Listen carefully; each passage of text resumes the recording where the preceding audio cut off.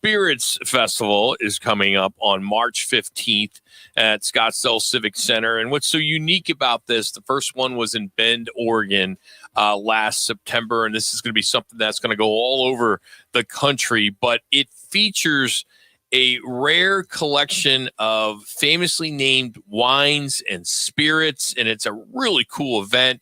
And there are some participants that grew up right here in our backyard and at Chaparral. And joining us now here is WWE Hall of Famer Brie Garcia joins us on ESPN. How are you doing, Brie? What's going on? I'm doing really good. I'm enjoying the grapes here in Napa Valley as we speak. Oh, I'm jealous. What must be nice. Where in Napa? Where in Napa are you? So I'm out by right outside Napa Valley, kind of close by St. Helena area. Okay.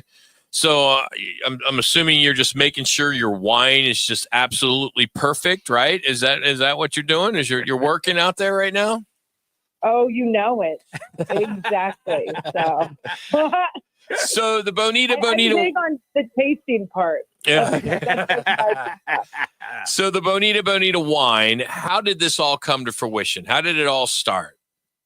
Nikki and I feel like people really, related to us on the reality show, both Total Divas and Total Bellas on, just when we let loose, the vino helped.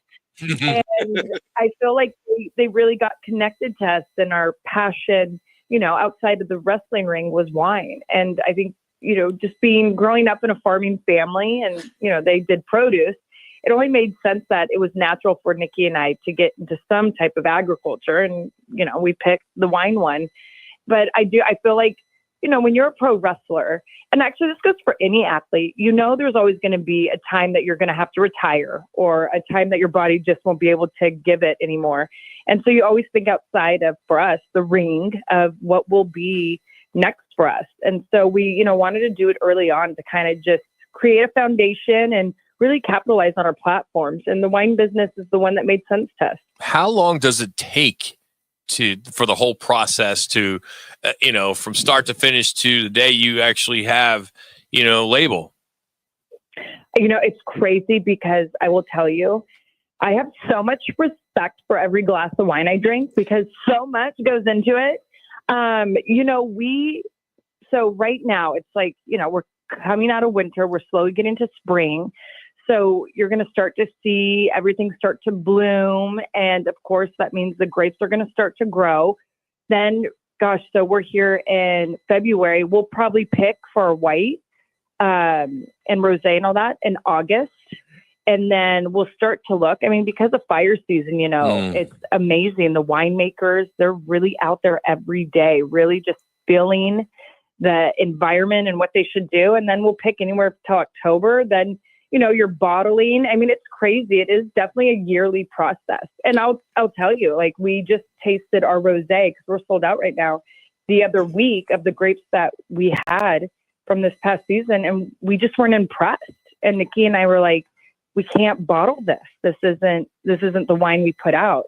And so we're going to have to probably skip a season of our rosé. So it's crazy. I mean, I have to tell you, there's a lot of prayers that go on in the wine business. It's a roller coaster ride over here. She's WWE champion, reality TV star Brie Garcia, the Garcia twins, formerly the Bella twins, the Bonita Bonita wines. And she's going to be in town on March 15th for the Celebrity Wine and Spirits event in Scottsdale.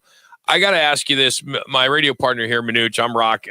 We have been doing this 20 years, and I had a get-together a few years ago.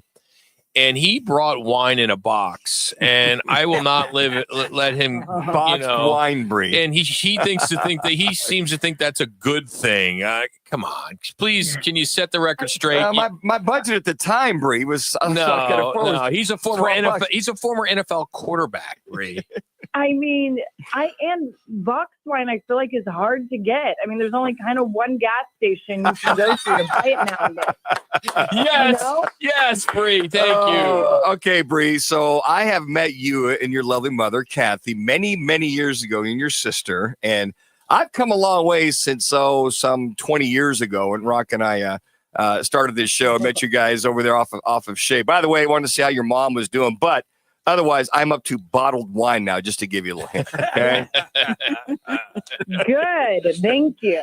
I mean, but we all have to start somewhere. Yeah, they do. We all have to start somewhere. What got you? Because I think back of you two. You guys are juniors or seniors in high school at Chaparral, and what got you so interested in this whole wrestling thing? Because I'm one day I'm turning the TV on, and there's this reality show, and I see your mom, and I see you guys. So wait a second. So I rolled it back. How did this all happen? How did this transpire?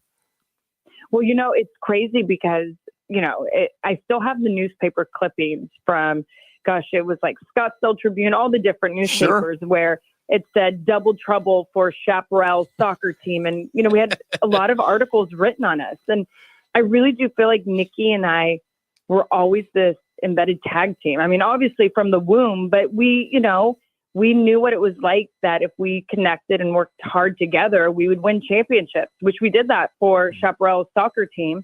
And when we saw pro wrestling, her and I were just like, whoa, this is our calling.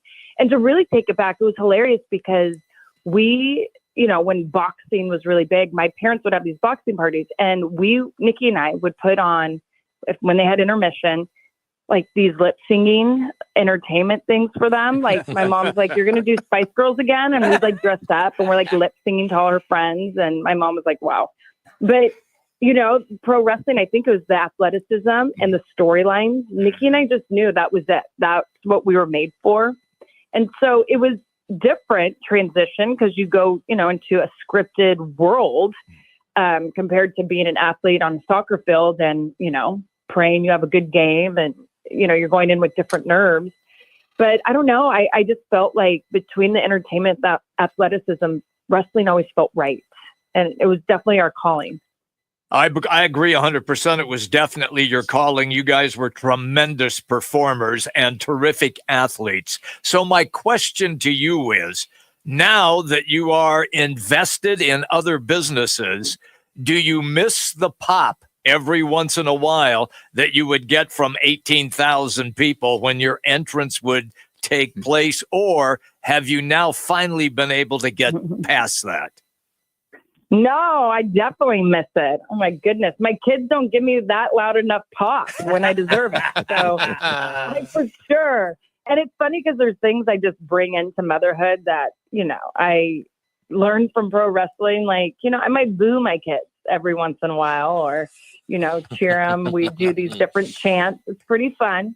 And I'm married to a pro wrestler. So there's a lot of wrestling lingo in our household. Mm-hmm. But I think, it's weird. I feel like as an athlete, athletes would get this, but also as entertainers, I miss getting really nervous before a match and going out there and having a really great performance and that feeling from the crowd, and then going backstage into the locker room and just being so excited with the girls that, whoa, we did it. And I miss all that. Mm-hmm. That are definitely feelings I would love to go back to, but you learn other ones that you appreciate. I think a lot of people only see what they see on television, or if they go to an event live, they don't understand the hardship of the travel and how many days you're on the road and how many hotels and how many restaurants that you have to eat. Can you just kind of give a little background on really how difficult that was? Oh my gosh, it was. I mean, and nowadays they don't even go as hard as we did. I mean, we were on the road 5 days a week, driving town to town. So the minute we landed, we would get our own rental cars, and our drives were anywhere from 2.5 to 4.5 hours. And, when you're performing, it's a night show. So the time that we wrap, we're done. It's 10:30 p.m. and you're driving to the next town. And it was, and to me, a Holiday Inn Express was like the Ritz. I'm like, yes, there's a Holiday Inn Express in this town. We're going to get good beds. But, I think the nice thing about that, though, and the one thing pro wrestling did teach me was just humble beginnings. And, when you work hard, obviously the work you put in, the greater you can become.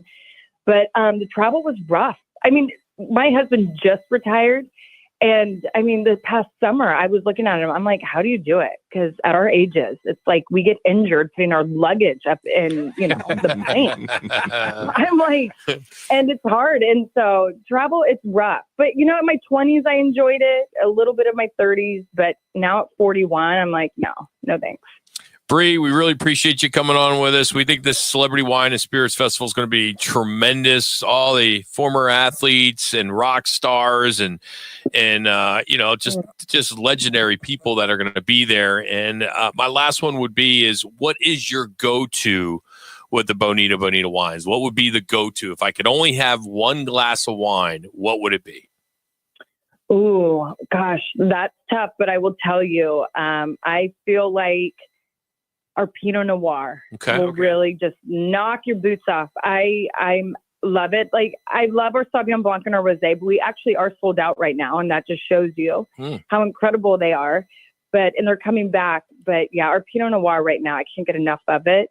And I just have to say, if you come to the festival, the one thing that I feel like wine and spirits does do to people, it connects us in ways that the phones can't.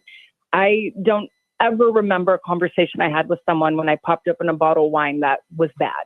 I feel like it's just such a great time to let loose, to really connect with people and have fun, because I know that's what wine does for me, and spirits, let's be honest. So it's going to be a good time. Brie, thank you so much. We'll see you on the 15th. Okay, see you then. That's WWE champion, reality TV star Brie Garcia, the Garcia twins, formerly the Bella twins, and the Bonita Bonita wines, so you can sip and shine amongst all these celebrities. If you are interested, March 15th, it's in Scottsdale, downtown Scottsdale, right there at the Scottsdale Civic Center. Unbelievable place. Tickets range from $50 to $100 in advance. CivicCenterLive.com. Or excuse me, CivicCenterLive.org. CivicCenterLive.org.